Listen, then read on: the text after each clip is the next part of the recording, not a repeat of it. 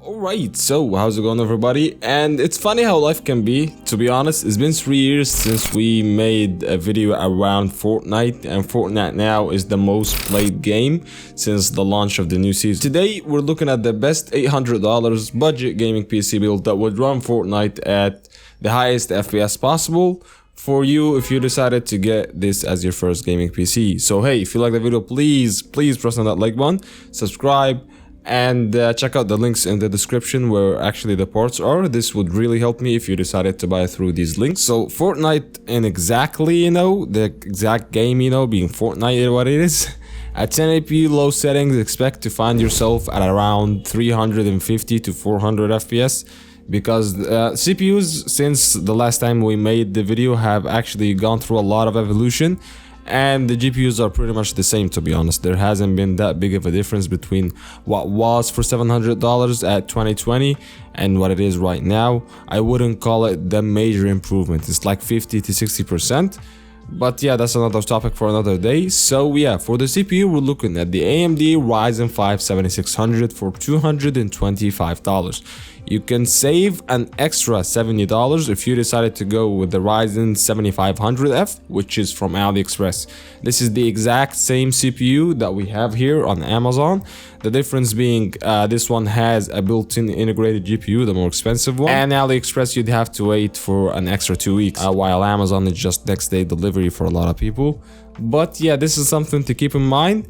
Either way, this CPU is one of the best value for the money CPUs once you get it for $150. But keep in mind, you have to get a cooler next to that CPU for that price, so it put it around 170 to 180. But yeah, in my opinion, this is the best value for money CPU for high-end gaming. Even you compare this CPU with an RTX 4080 and you get really good performance anyways. The board, we're looking at the Gigabyte A620M-S2H. Now we cheaped out on the board in order to keep the budget at around $800.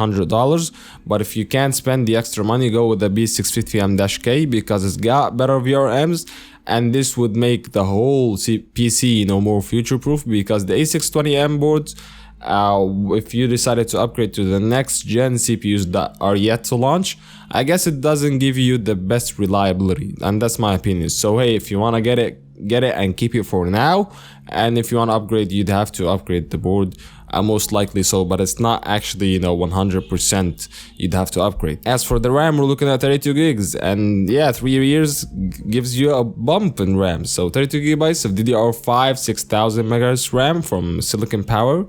Yeah, 6000 MHz is way too overkill for a PC like that, to be honest, but we're having it anyways. Good RAM timings, 32 gigs is more than enough, and yeah, there isn't much to be said here. This is the standard for a lot of gamers right now, but 16 gigs is still viable actually. The SSD, we're looking at a 1TB M.2 SSD. I don't think it's from WD, it's a WD Green or Team Group 1TB SSD. So this is PCIe 3.0. not PCIe 4.0. Yeah, you're not getting the fastest thing in the world, but still your PC will be snappy. 1TB is more than enough, and we'd have to go with that much space for a PC like that. While the GPU, we're looking at the Nvidia Zotac RTX 4060 for around $280. The fact that it's only at around $40 different between this GPU and the RX 7600 gives it a major selling point for me, and that's just me, because Nvidia usually is better and faster when it comes to Fortnite compared to AMD and Valorant too. So yeah, going to the Nvidia GPU may be a must, and you're getting the CUDA acceleration, you're getting the LSS3, even though you're not going to be using it that much in a lot of games. But yeah, and this is a pretty power efficient GPU. This is one of the things. It's an 8GB GPU, which is not the most likable thing to a lot of people actually. But you are actually getting what you're paying for. You are getting a mini ITX form factor GPU. Yes, not a fledged very heavy GPU, just a small form factor one. So this is why I like this GPU. It's just pretty minimalistic. It doesn't run hot, pretty power efficient, and it gives you really good performance for the price you're paying. You're paying around $280, I guess. You can actually get it for cheaper. It's Black Friday on the horizon, So yeah, that's something to also keep in mind. While the power supply, we're looking at the APVS 600 watt 80 plus gold rated power supply. This one goes for $52. It's a decent power supply, it's more than enough. As I told you, this whole PC doesn't consume over 300 watts on load. This is a pretty power efficient PC, and this is what I really like about this PC in general. It's a pretty power efficient one, and it gives you one of the best performances that you can have right now. And the case, we're looking at the Cooler Master Q300L V2. I don't know if this case is still in stock or not, but if it's not, you can go with the Bitfenix Nova Mesh M-SE case. This one also gets the job done. Both have decent ventilation. The Bitfenix one have really good ventilation and has extra RGB fans on the front and one fan at the back, so you don't have to worry about the intake or outtake. While the Q300L, I believe you'd have to get extra fans. Yeah, that's been it. Fortnite gaming PC for $800. I guess we haven't done that before. Brings me a lot of memories. Fortnite used to be my favorite game, you know.